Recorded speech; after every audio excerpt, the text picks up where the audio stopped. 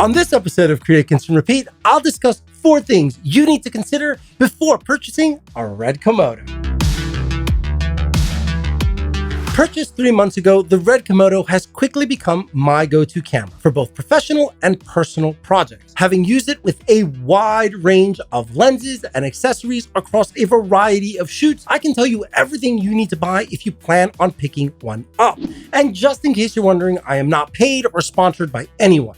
And all the products you will see during this episode have been purchased with my own hard-earned cash. Now, before we begin, please keep in mind that every individual's shooting style and preferences are different. And my hope is that this info will help you decide whether or not this camera is right for you and your bank account. Because let's be honest, the $6,000 Red Komodo price tag does not account for the considerable cost of outfitting this camera to make it truly usable, like you see right here. The first and arguably most important topic to consider when purchasing the Komodo is surprisingly the least talked about, and that's lens choice and the associated mounting hardware. Built around the full-frame RF mount, the Red Komodo selection of professional quality native lenses is extremely limited, not to mention extremely expensive, with this Canon 24 to 70mm f2.8 being a prime example. As you can see from this footage I shot during the 2023 TikTok Can line activation,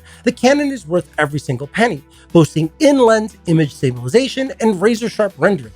This lens is an ideal choice for run and gun shooters. Fortunately, for those not willing or able to invest in such an expensive lens, there are more budget-friendly RF lens options out there.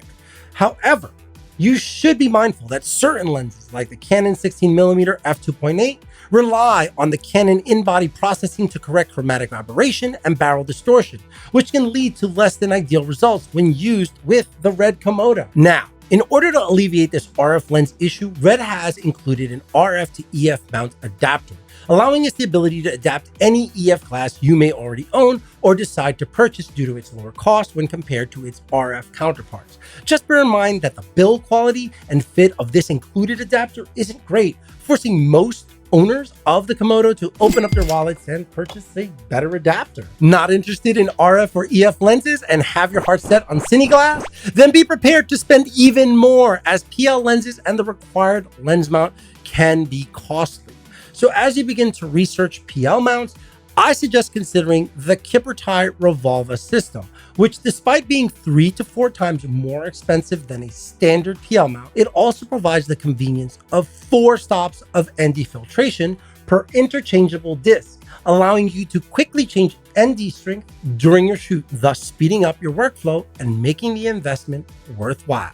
And let's be honest, on a shoot, time is money. One crucial way to save money in this department is by opting for native Super 35 lenses like this Miike 18mm, which comes at a budget-friendly $700, which we can all agree is much more affordable than this full-frame Sigma lens priced at $4,000.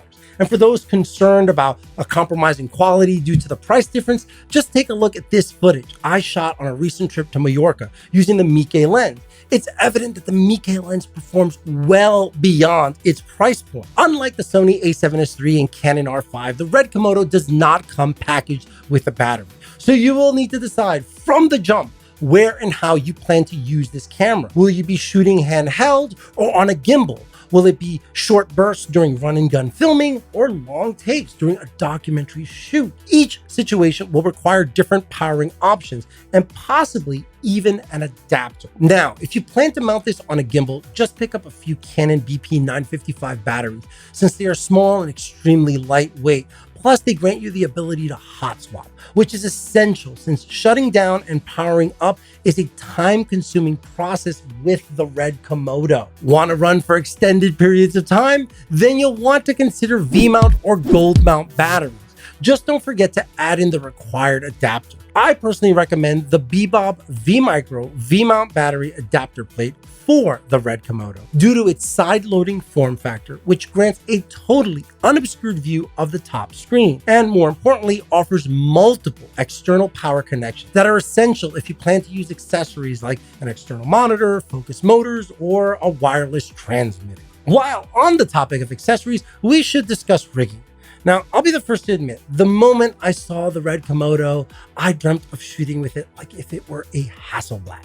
Unfortunately, holding it in my hands, I immediately realized this was a fantasy, since the side intake and exhaust vents make this style of shooting completely impractical. So, plan on picking up a camera cage or mounting accessories. I personally opted for the Kipper tie chin strap, riser, and teddy blocks. I also added a wooden NATO rail for the top handle and a wood handle along the side attached via an RE rosette for maximum articulation. Plan on putting your Komodo on a gimbal, tripod, or attaching 15mm rods? Then I recommend picking up the Bright Tangerine Left Field 3 quick release baseplate due to its versatility and build quality.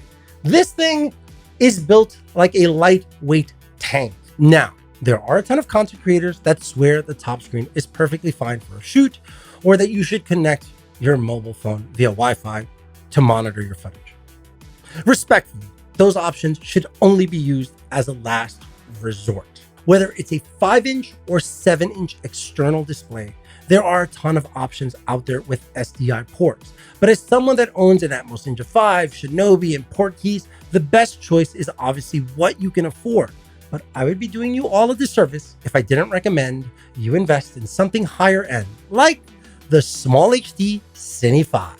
Not only is this the best 5-inch monitor on the market, it has industry standard tools like vector scopes, false color, focus peaking, custom LUT support, and it includes the new EL monitor system that uses stops instead of IRE values, which is a true game changer. Still not swayed? Well, the Small HD Cine 5 grants you the ability to control the Komodo via the 5-inch touchscreen. Not to mention the Cine 5's full user interface is customizable through its native operating system, PageOS 5. This means the external monitor adapts to your shooting style perfectly, eliminating the need for you to, crane your neck. Still not convinced you need an external monitor? Well, let me share a personal experience. I recently shot a private equestrian training session during midday and found it impossible. I mean it, impossible to see the top mounted screen due to daylight, the bright ass, sun. Luckily, I had my Cine 5 packed away in my bag, and guess what? I pulled it out and it saved the day. If you're thinking about getting a Red Komodo, it's crucial to consider all the issues I've mentioned in this episode. Of course, you don't have to buy the equipment I recommend. There are more budget-friendly alternatives available. However, keep in mind that you're still going to need to purchase these essentials to effectively use this camera. Without them, shooting will be extremely challenging and may even compromise the quality of your shoot. And no client deserves that. Planning on picking up any of the accessories discussed on this episode? Did I miss an accessory or lens you swear by? Then let me know all about it in the comment section below. But most importantly, don't forget to smash that like, subscribe, and bell so you're notified when I drop another episode. It not only helps me grow this channel, it motivates me to share even more of my findings. So catch you guys next time. Bye!